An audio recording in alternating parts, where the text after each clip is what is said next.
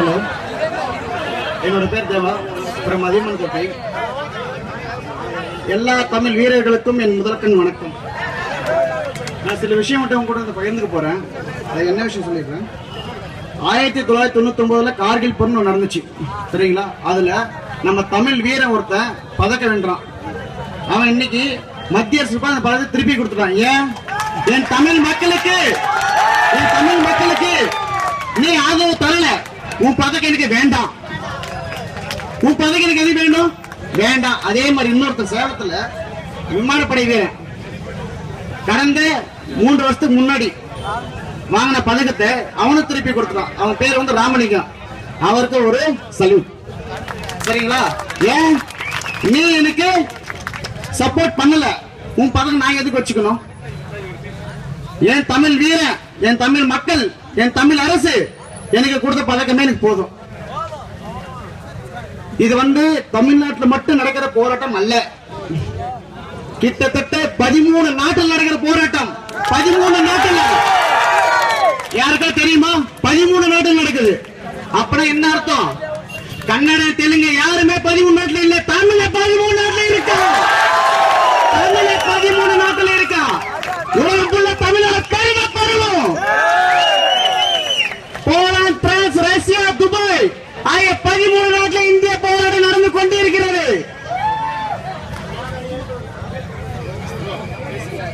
இன்னொரு விஷயம், மத்திய அரசு ஒரு வேண்டுகோள், 500, 1000 நைட் 8 மணிக்கு அவசர சட்டம் செல்லாதுன்னு சொல்ல முடியுது. அவசர சட்டம் கொண்டு வர முடியல. இதே நான் ஓபிஎஸ் ஒரு கேள்வி கேட்கிறேன். ஓபிஎஸ்க்கு மாநில அரசு ஒரே ஒரு கேள்வி, 75 நாட்களா அம்மா இதுல இருந்தாங்க, இதுல அப்போலோ ஹாஸ்பிட்டல் இருந்தாங்க. இருங்க ஒரு நிமிஷம், இருந்தாங்களா? அவசரமா நைட்டு 6 மணிக்கு 7 மணிக்கு 30 அமைச்சர்களை கூப்பிட்டு பதவியேற்க தெரியுது.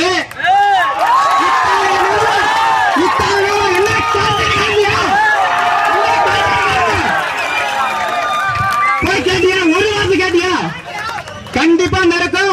எல்லாரும் பின்னங்க மாட்டோம். என்ன தெரியுமா? ஃபர்ஸ்ட் உனக்கு எல்லாரும் பின்னங்க மாட்டோம். யாரை ஏமாத்துறது இருக்க?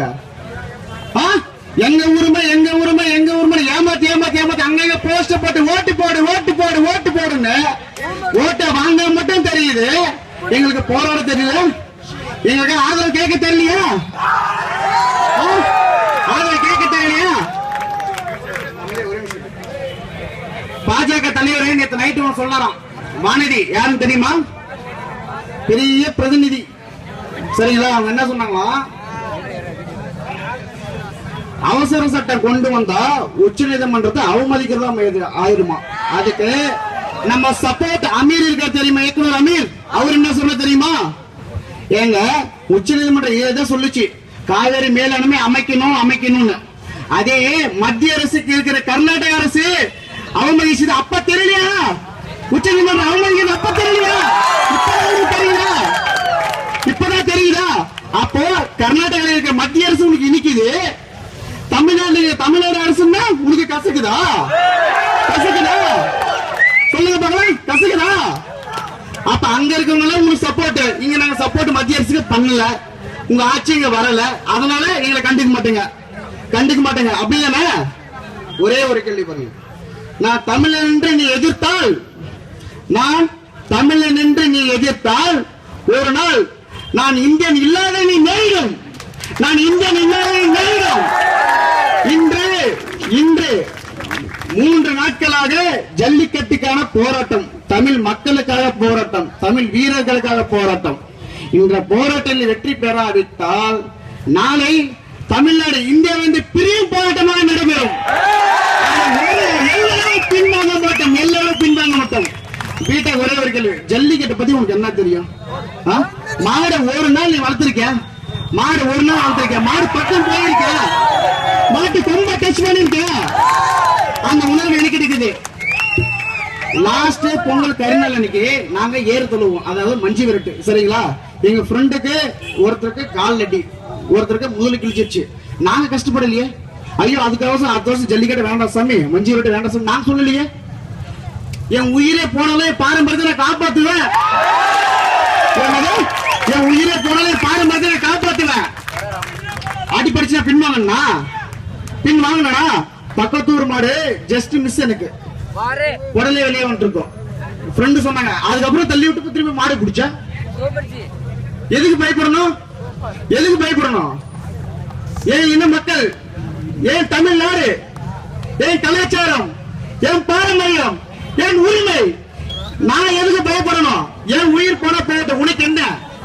ஏன் மாடு மாட்டை வந்து பிரான்ஸ்ல கொலை பண்ணுவாங்க, குத்தி கொல்லுவாங்க, அது உங்களுக்கு கண்ணு தெரியாது. நாங்க சும்மா விளையாட்டுக்கு அதோட வீரியத்தன்மையை கண்டுபிடிக்கத்தான் நாங்க மாடு விளையாடுறோம்.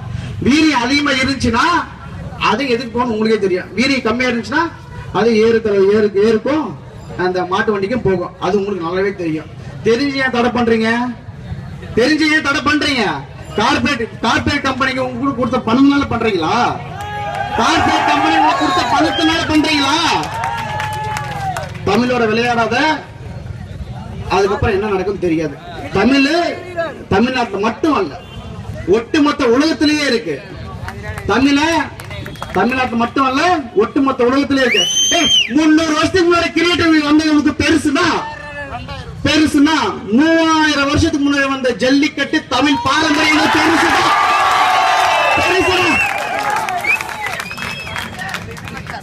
வாழ்க தமிழ், வளர்க தமிழ், வெல்க தமிழ். தமிழ மாதிரி எவனால வரவும் முடியாது, வளர்க்கவும் முடியாது. தமிழன் தான். நண்பர் அனைவருக்கும் வணக்கம்.